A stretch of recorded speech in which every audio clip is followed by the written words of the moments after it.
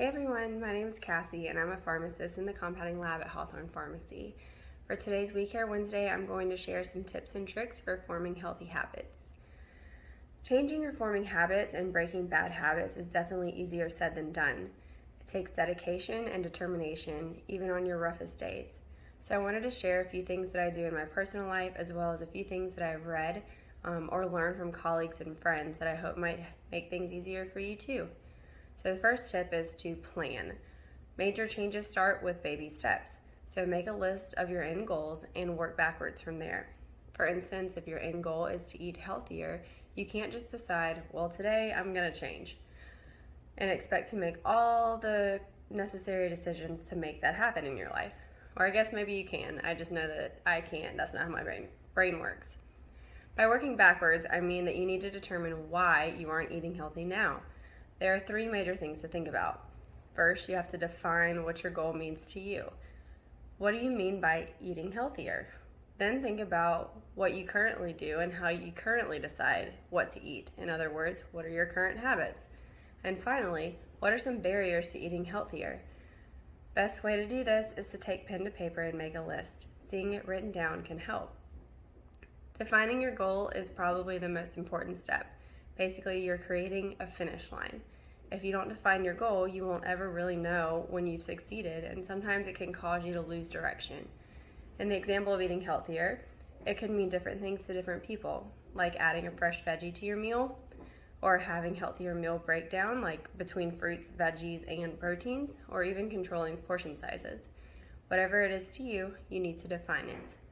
Possible examples of current habits can be, I know for me, when I go to the grocery store, I sometimes impulsively buy things that look good, or I snack when I'm bored, or I order out at work because I don't usually bring lunch and the options around me aren't exactly always the best. When I get home from work, the last thing I have the energy to do is cook and clean, so frozen meals or takeout are generally on the menu, things like that.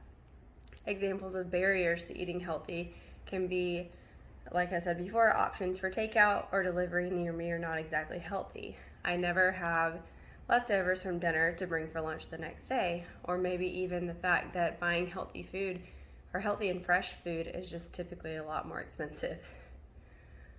So once you've done your planning and you have your list, the next thing to do is to choose one item to tackle first.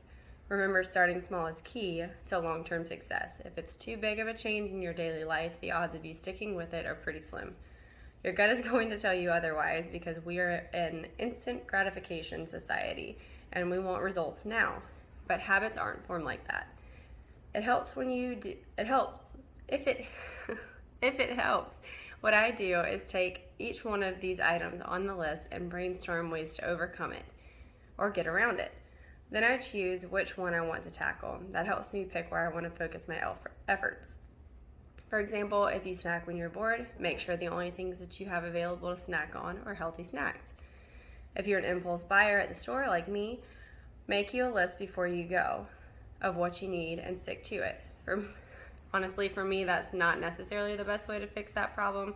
I can struggle with self-control when it comes to food sometimes, so I've taken to online grocery shopping and pickup.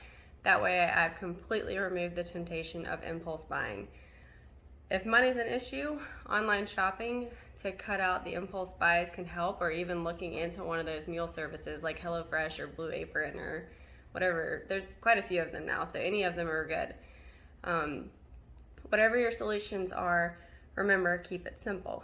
Once you figure out how to overcome or get around everything on your list, sometimes you'll see that one solution can help overcome multiple current habits or barriers at the same time. For example, for me, online shopping and grocery pickup can help prevent impulse buys and save me money.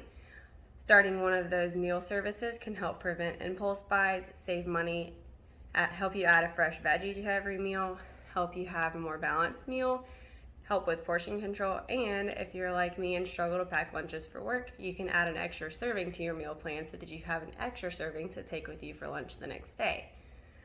Crunch the numbers for yourself, but for me, buying an extra meal ends up being cheaper on the whole than ordering and having lunch delivered at work. It doesn't always work out that one solution can help overcome so many different things on your list, but you get what I mean. Whatever you choose, it needs to be simple and easy to implement. It's a bonus if it helps to overcome multiple items at once. Once you've chosen what you're going to start on, you have to hold yourself accountable.